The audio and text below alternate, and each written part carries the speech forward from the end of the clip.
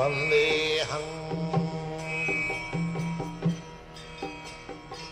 Shri Guru. Some new people here. So we just go through our names. My name is Ajita and I'm an IIT alumni. I've been with VVS for the last 8 years as a student, and now as an alumni I'm coming and speaking at these classes. Then we also have a Krishna house. I lived there and I managed that. My name is Yashoda Nandanadas. I also came out of IIT and came here for a few years to VVS, mostly for the food. It's very nice. Also alumni. Also alumni, yes. I'm Srihari, so I'm presently studying at IIT, and I live at Krishna House, and I've been associated with VVS for I think 1.5 years. You're the treasurer. Yes. Hi, I'm Sudeep, and this is my second session. I attended just the first session last week. So yeah, I'm a student at IIT as well. Okay. Hi, I'm Krishna. The camera is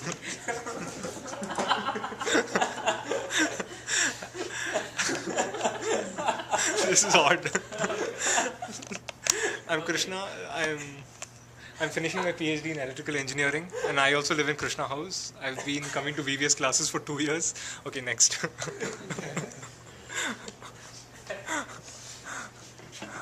Hi, my name is Nirman Agarwal, and I have been associated with VVS for close to 8 months now, and I have been coming for this much time because the food is amazing, and I get to meet so many amazing people and learn so much. I'm grateful for that.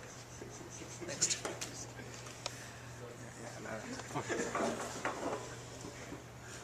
Hi, I'm Sandeep. I'm a first student here, and I've been to Krishna House last week. This is my first session here in first floor. Hey, I'm Kalyan. Final semester at Triple Engineering. This is my first semester, first time here. Hi, I'm Ajita. I've been coming to sessions from around few weeks. Last 3 to 4 sessions I've been attending, and to get information about the Were you there last week? Yeah. Hello everyone, I am Rishikesh and I am master student in electrical engineering. This is my first year. Zoom in. I'll be here several times. I'm a student in chemical engineering, and I think I'll come more later. So let's meet you guys. Well, today we'll talk about something we see every day, we face every day. We are this time period called Kali Yuga, or another name in English is Iron Age. So we'll talk about the horrors of the Iron Age and why we care about it. So the Vedas are very, very specific and factual. So we're talking facts and figures. So we have the very perfect year, day, month calculation of how far we are into Kali Yuga. And we have so many more years still to go. So it's just begun. It's a golden period. We're actually having a good time right now.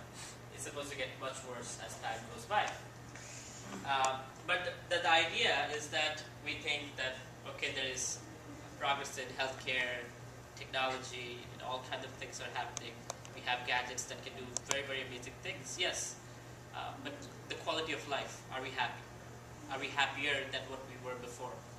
So that's the open-mindedness, we appreciate it, of really thinking through things, of how we're living life, and what is giving us today, and what can we do differently to become happier. So time is a very, very important aspect in the material situation, because time is what brings forth actions and reactions. So we talked about in the karma theory class. So these are little lifespans, and something we do now affects our future.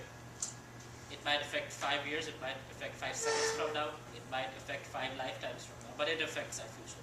So every step, every moment we are making a decision, and that decision is affecting our future. So let's say somebody wants to starts eating a lot of butter and cheese and cream, which we do.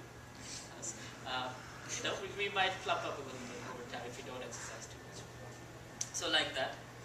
That's a bit of a funny way of saying it, but nevertheless, we're at IIT. So someday we'll all graduate, get a degree, and because of the degree, we'll get some job from there, something. Life goes on. So we are making certain choices, certain things that affect our future. And by nature, we talked about this, that there is matter and there is spirit. There are two energies.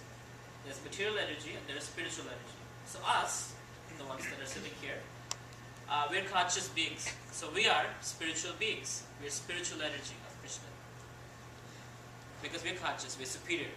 And then there is a material energy that we can manipulate, being superior to that energy. So material energy is quite the opposite of spiritual energy. Spiritual energy, anybody remembers the definition? What are the three characteristics of the soul? You were here, right? Do you remember? Sat?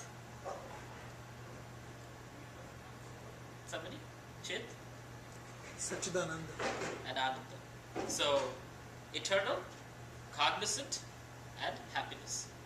This is a characteristic of the soul. The characteristic of matter is quite the opposite. It's temporary, it's dull, and there is no happiness that can be derived from matter. So these are some examples. So this is the Republican Party changing, parties change. So matter always changes temporary. That's the Haiti presidential palace. Because of an earthquake, it broke down. Saddam Hussein then, Saddam Hussein, a few years later. Bill Gates was the richest person, now somebody else from Mexico.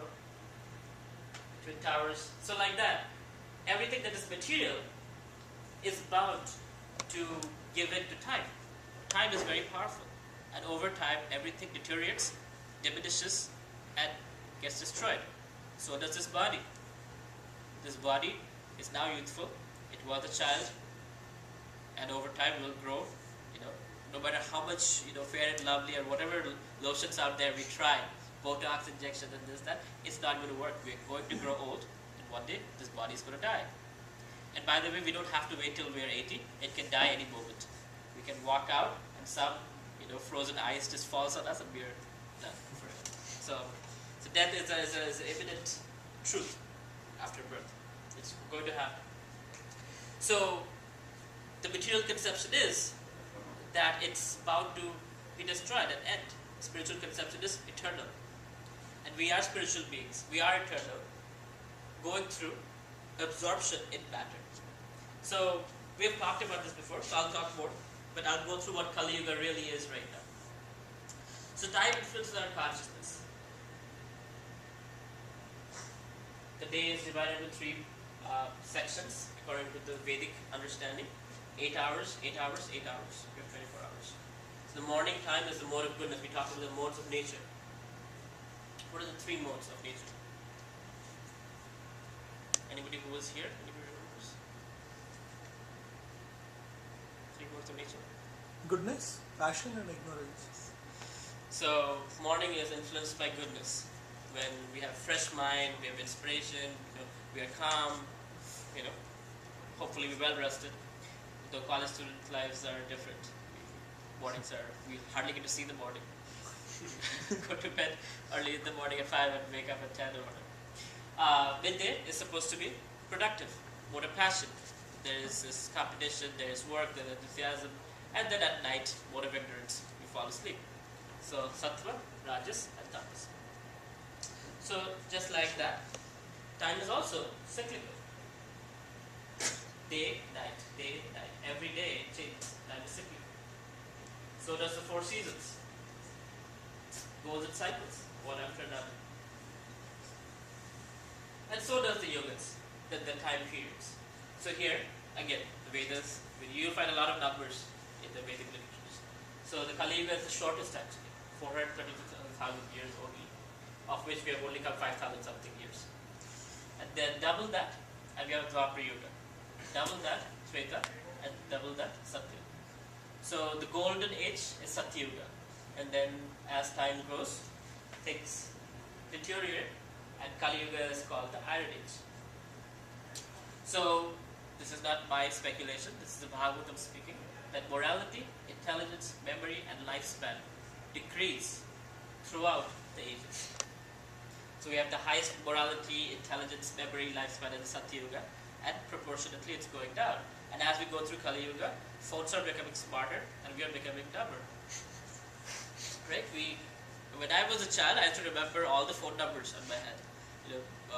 8-digit numbers, 10-digit numbers. We got cell phones. Now everybody, it's just speed dial. We cannot remember numbers. We cannot remember our appointments, birthdays. Right? Everything our phone has to tell us.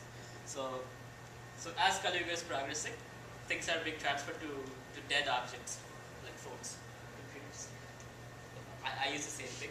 I'm not saying blaming anybody, but this is how it is. This is how it's supposed to be. So what is it like in Kali Yuga? Like we don't know.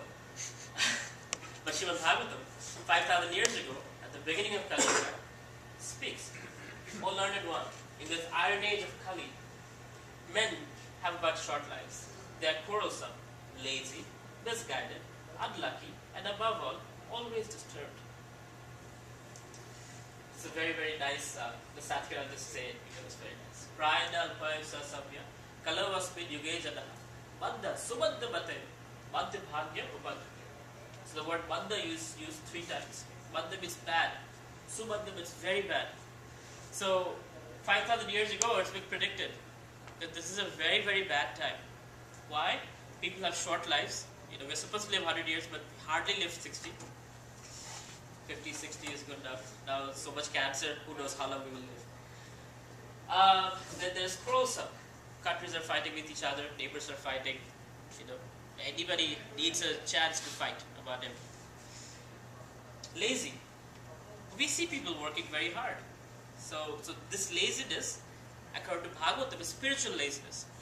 See, this room is empty almost. People are not interested in spiritual life. Though they would be rather wasting time on Facebook or movies or so many different ways to waste time. The World Wide Web is quite entangling. So people are lazy, and it's very rare to find people like, all of us are here. Congratulations. Krishna actually glorifies people who take up this Krishna consciousness, take up spiritual life. He says of many, many people, very few people actually have inquisition. They have questions about spiritual life. Of those, very few reach perfection. And of those, very few know me. We were just reading this in Krishna House a few days ago. So, we are one of the very fortunate persons here. So, and lazy, that's misguided. Yes, we're with full volition. We do things thinking they're going to be the right thing to do. Building hospitals, building, let's say, nice things, for example. Schools, colleges, sometimes charity. But really not knowing what is true benefit to the person, because we are constantly serving the body, not the soul. It is important to take care of the body, but without the soul being taken care of, you're feeding a dead body, you're feeding matter. And then always disturbed. Constantly, you look at people's faces when they're walking by, disturbed about what's going to happen in future, disturbed about what happened in the past. So Krishna says in Bhagavad Gita, lamenting about the past, hankering about the future. We're never in the present. That's why the meditation process is so important. It teaches us to be present right now, what's happening. Focus the mind right now. Because the mind keeps going back and forth. It's always disturbed. So, misguided. Speak about misguided. So, this is a terrorist and that's a polished army soldier. But both are misguided. And they have guided missiles in their hands. Who knows where they're going to drop those missiles? It's a very, very scary situation. People who have nothing, no spiritual backing, no knowledge about what is life, how to live life. They have such powerful things in their hands. Of course they have intelligence. Krishna says, Namapi dushkriti nabura, prapadante naradama. Dushkriti. Dushkriti means, kriti means meritorious work. Dushkriti means that merit being used for wrong purposes. So it does take intelligence to make weapons and atom bombs and this and that. But what is it used for? Killing people. Of Of course, they'll say there are byproducts that are used for human welfare, but with one bomb you can kill so many people, and then you say, okay, there's technology being used for good purposes. What good though? Is it eternal benefit or temporary? So whenever we refer to Bhagavatam or Bhagavad Gita, they're always speaking from the eternal perspective, not from whatever 10, 15 years, 60 years that we might be living. Again, Bhagavatam quote. Sukadeva Goswami said, "Then, O king, religious truthfulness, cleanliness, tolerance, mercy, duration of life, physical strength, and memory will all diminish day by day because of the powerful influence of the age of Kali." Very gloomy, right? So dharma, religiosity. Last week we talked about this, that is the intrinsic nature of the soul. But let's for now talk about religiosity. So the following the codes of conduct given by God. And in Bhagavatam, the quote is Dharmabtu Takshat Bhagavad Praniti. So a lot of times what people do is nowadays, especially we get to see people wear some turban, wear some nice things and become gurus, and even they call themselves God and get worshipped and get a lot of donation and money and become rich. So that's not what religion is. Religion is what's given by God. What is verifiable fact. It should be practiced, and what should come to the same conclusion as did the spiritual leaders like Arjuna. We should, when we read Bhagavad Gita, we should come to the same conclusion as did Arjuna. Or in this case, in Srimad Bhagavatam, Sukadeva Goswami is speaking to Parikshit Maharaj. So there's a student, there's a teacher, and the student comes to a certain conclusion by following the teacher's instruction. One might say, oh, Bhagavad Gita is a management book or this book. Yeah, you can derive a lot of things because it's so complete. Nevertheless, the end conclusion should be spiritual. It should be something that transforms the heart. So, dharma, according to the Vedic perspective, stands on these four pillars: cleanliness, mercy, truthfulness, and tolerance. And in this, so satyam or truthfulness is very, it's there, but it's very tottery. We get to see a lot of, that's our former governor of Illinois, who is in prison right now, I believe. That's a very common scene in India. Policemen taking bribe. Enron, Satyam, students cheating in exams. Yes. Very common scene. We know. We are breaking this, yeah, look at that. Microscopic handwriting. So we use all our intelligence in, it's so much easier to study, right? Than to cheat. But anyway. But we use our intelligence in this way. Saucham, cleanliness. Cleanliness of the body and mind. So, anyway, I'm not going to talk about the details, but we all know. Our minds constantly race towards things that are not very clean. Of course, taking a bath in college is like, sometimes very rare occasion. Ada and I both were RAs, and we would have people whose rooms would completely stink. And their roommates would come to us and be like, our roommate doesn't shower. It's been like almost a month. So, cleanliness is next to godliness. It's important to be clean. Shama, tolerance. I mean, we boast about how many species of life we can cause harm. I was just hearing, I think Emma was telling me, that every week, 7 million cows are being killed? All the animals combined. All the chickens, goat, everything. Total meat. Wow. And just the US? All over the world. All over the world, okay. So the entire world's population is 6 billion or something. And so many animals are being killed every week. So, and then there are other animals that are being tested on, there are other animals that are abused. A lot of them are getting extinct. So it's a troubled earth, troubled situation. There's a nice quote here. I don't understand why when we destroy something created by man, we call it vandalism. But when we destroy something created by nature, we call it progress. Right? And mercy. This is a beautiful city of Hong Kong. Again, we were both there. And it really, Chicago looks like Islam compared to Hong Kong. It's Alpine is so opulent. Practically every other car is like a Rolls Royce or a Mercedes or a Lamborghini. And in this city of light and shine and happiness and wealth and prosperity, there is also a fact. So these old people, when they become old, each one is a cage, not more than 6 feet tall, and it's like 3 feet or so high. Any guesses how much they cost? Actually, they're not free. They cost money to live in there. Any guesses for the rent? Anybody, just put out numbers. $100 US dollars. 166. Wow. So you have to pay to live inside one of those cages with your entire lives, whatever you want to live with, belongings, all in that tiny little space. And this is a very, very opulent city, right? So it's not just Hong Kong, it's everywhere. Everywhere we are seeing this.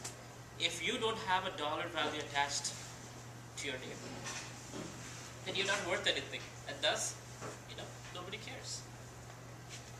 So the mercy factor is lacking very much. So in Kali Yuga, in this age, practically all of the pillars are broken. Truthfulness, still cotton. Good example is Bill Clinton. Clinton got into some trouble doing some kind of stuff. Not going to go to the details, but the American people were disturbed. Why? Because he lied. Why did he lie? So people still care about truthfulness. So that pillar is still standing, though it's cracked and very weak. So we'll watch this video, which will explain a little bit more about what I'm speaking about. We have become a nation of consumers. Our primary identity has become that of being consumers, not mothers, teachers, farmers, but consumers.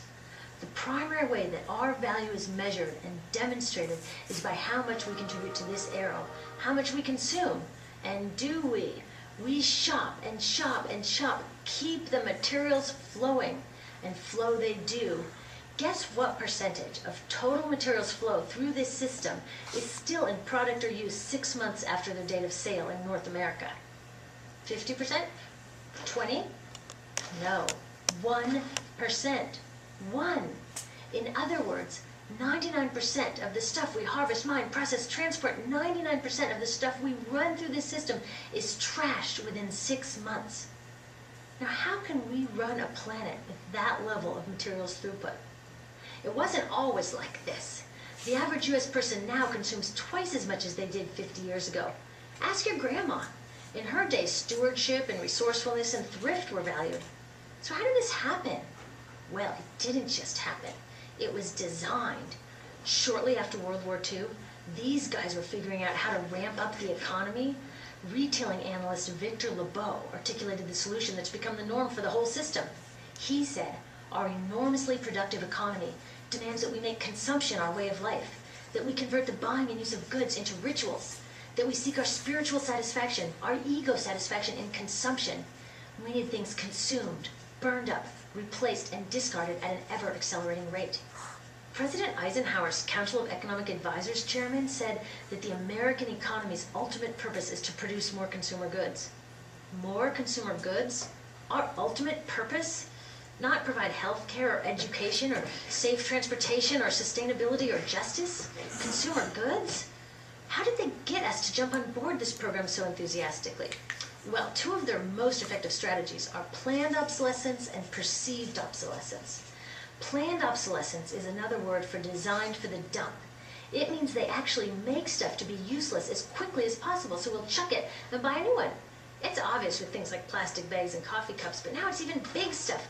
Mops, DVDs, cameras, barbecues even, everything. Even computers. Have you noticed that when you buy a computer now, the technology is changing so fast that in just a couple of years, it's actually an impediment to communication? I was curious about this, so I opened up a big desktop computer to see what was inside. And I found out that the piece that changes each year is just a tiny little piece in the corner. But you can't just change that one piece because each new version is a different shape. So you gotta chuck the whole thing and buy a new one. So I was reading industrial design journals from the 1950s when planned obsolescence was really catching on. These designers are so open about it. They actually discuss how fast can they make stuff break that still leaves the consumer having enough faith in the product to go out and buy another one. It was so intentional. But stuff cannot break fast enough to keep this arrow afloat. So there's also perceived obsolescence. Now, perceived obsolescence convinces us to throw away stuff that is still perfectly useful. How do they do that?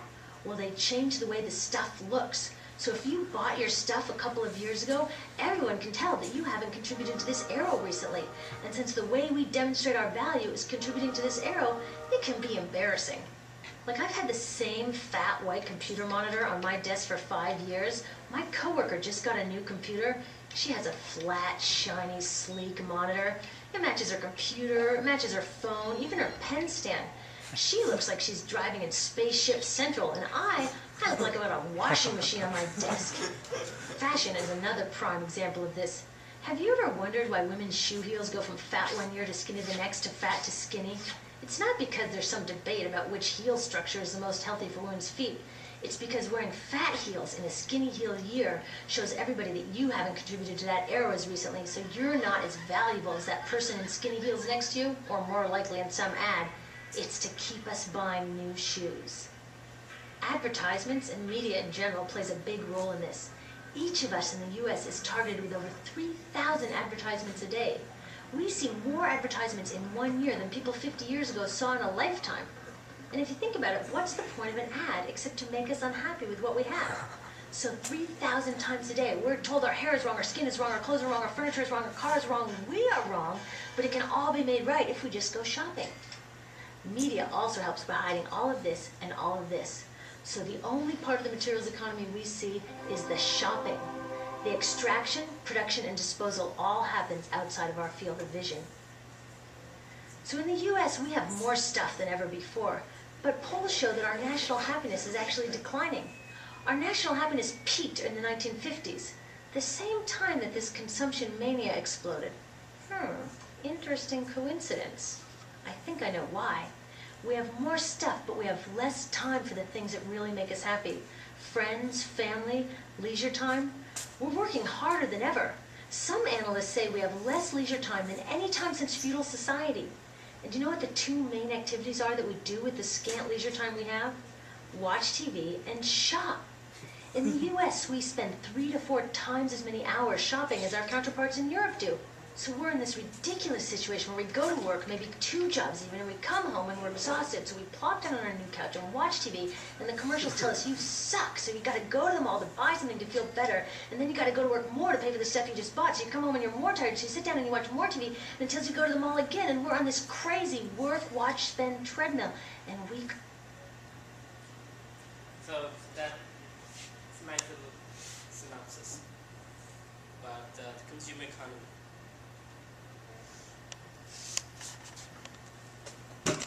I like this picture very much. It is for my friends in Europe. Stressed, depressed, but well dressed. So that's our situation. You know, we're going through a lifestyle, a civilization that is very, very different from the natural laws as they're made. We're ruining environment. We're ruining everything around us. We are not happy. We want to show others that we're happy. And for that, we are living life that, you know, that we see in TVs to portray that this is how life should be. This is what happiness means. A nice car, nice shoes, like she was saying. So what is this all for? So just like, you know, in the cold winter season, we need to get a coat. Or when we get sick, we need meds. So in Kali Yuga, the odds are against us. And Vedas say that there is a simple and subtle spiritual alternative in spite of the odds. So Krishna, or this is called Satya, the means to spiritual perfection was through meditation. Meditation specifically on Vishnu. Kritaya Dhayate Vishnu. And then in Treta Yuga, that was on fire sacrifice, performing yajnas. Then it was temple worship in Dwapar Yuga. And then the Kali Yuga, Kalotat Harisanti. It's chanting of the holy name. So what we were doing at the very beginning, chanting the Hare Krishna mantra. And this is from the very beginning of the Hare Krishna movement in the West. This is George Harrison from the Beatles singing and all the devotees around. And it spread all over the world in a matter of 14 years. The founder of the Hare Krishna movement at the age of 70 came in a ship, a cargo ship, because he didn't have money. He just got a free pass, came to the United States. For 1 year he struggled in New York. And from there, he just chanted the Hare Krishna mantra. And he attracted the hippies who were drug addicts and were not from the most polished backgrounds. But such persons became very purified. They found true happiness at more than something in drugs. They found an eternal high in meditation than what drugs give. There's a high and there's a very crashing low. So the Hare Krishna movement spread very fast. And it started 500 years ago by Lord Chaitanya, another incarnation of Krishna. And so in the Srimad Bhagavatam, there is again a prediction about this. My dear king, all the Kali Yuga is an ocean of faults. There is still what good quality about this age? Simply by chanting the Hare Krishna Mahamantra, one can become free from material bondage and be promoted to the transcendental state. In the Brihad Naradiya Purana, it said that, so I do the Sanskrit, Hare Daba, Hare Daba, Hare Daba Eva Kevala, Kalo Dasteva, Dasteva, Dasteva, Gadira. In Sanskrit, in Vedas, when something is repeated 3 times, it shows emphasis. So it is said that in this age of Kali, there is no other means for self-realization than chanting the holy name, chanting the holy name, chanting the holy name of Lord Hari. So in any religion we see, there is that. The Muslims, the Christians, everybody has beats, everybody chants the exactly same beats that we have. They chant the holy name of God. So in Buddhism also they have. So in every major religion in the world we see this. Because in this age, we don't have time. We don't have like we saw, intelligence, memory, wealth. All these things are very limited. So, we are given the simplest path. It's just chant the holy name. And thus, we can attain the perfection. In Kalisantarana Upanishad, it is said, after searching through all the Vedic literature, one cannot find a method of religion more sublime for this age than chanting Hare Krishna. And so, as the Hare Krishnas, we go on the streets chanting, and this is all over the world, every country, everywhere you go, whatever language they speak, they definitely sing Hare Krishna. You'll find devotees, you'll find temples, you'll find people who are meditating on this mantra. And for some people, they might say, we're crazy. When the herd is all running towards a cliff, we have been seeing what civilization this is. We did a nice synopsis on that. The person going in the opposite direction seems to be crazy. Yeah, of course. But that's what it is. I talked about material life and spiritual life. They're completely opposite to each other. Eternal, cognizant happiness, just the opposite is matter. I like this one too. Found it on Facebook. It's wondering where your next vacation is. Maybe you ought to set up a life you don't need to escape from. Right? And that's what it is about. That's what Krishna consciousness, or that's what spiritual life is about. It's about rethinking what we're doing.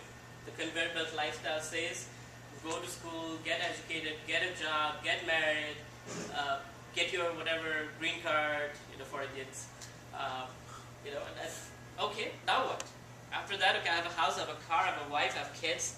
Send them to school, send them to college, and the same cycle goes on. What happens after that? Teeth falls off, hair grows gray. You can hardly hear, hardly walk, and then you realize, my God, what did I do with my life? So there was Srila Prabhupada, who was our founder of Charity. He was I talked about this last week, but some of you are new. So he was in the audience, and there was somebody who was an atheist, and he stood up and said, what if at the time of death you find out that there is no God? He said, well, at least I don't know, I lived a very good life. I didn't do any harm to anybody. What about you? What if you find out at the time of death there is God? How would you think about that? So spiritual life is a life that is innately designed to live by how the laws of nature are made, the laws of God. And so when you follow the laws, you're going with the wind. It's just a free flow. It's a very easy life. It brings in happiness. You don't have to be liberated and go to some other place to find liberation. You can be liberated right here, right in this form of life. You could be working, you could be studying, you could be doing everything. The change is in the change of consciousness. Right now our consciousness is absorbed in matter, or this body. The change in consciousness is, I'm not this body. I'm the spirit soul. Eternal spirit soul, part and parcel of God. So that understanding, now what happens now? Okay, I'm part of God, so how should I act? Should I act like God? No. I'm part of God, so knowing that there's a relationship. So the process of Krishna consciousness is a process of bhakti. Bhakti is, in English, is translated as devotional service. So just like to build a relationship, to build a friendship, we exchange certain things, sweet words, food, we share our hearts. So like that, there are processes given in the Bhagavatam. Shravanam, Kirtanam, Smaranam, Vandanam, etc., etc. There are 9 processes. So first it starts with hearing the spiritual knowledge. The Vedas, before it was written down 5,000 years ago, for time immemorial, it has been passed down from generation to generation through oral reception, through the hearing process. You hear, you apply those principles in your life. You grow faith. You hear more. You find happiness, you share it with others. Shravanam, Kirtanam. And when you share it with others, it helps you remember those principles more. They crystallize more. And you practice more. And you progress in the process of yoga, bhakti yoga. Shravanam, Kirtanam, Smaranam. So one can remember. One can remember those principles. One can remember what those principles are for. So one can remember Krishna at all times. That is Krishna consciousness. Okay. Thank you very much for coming. I'll open up for questions.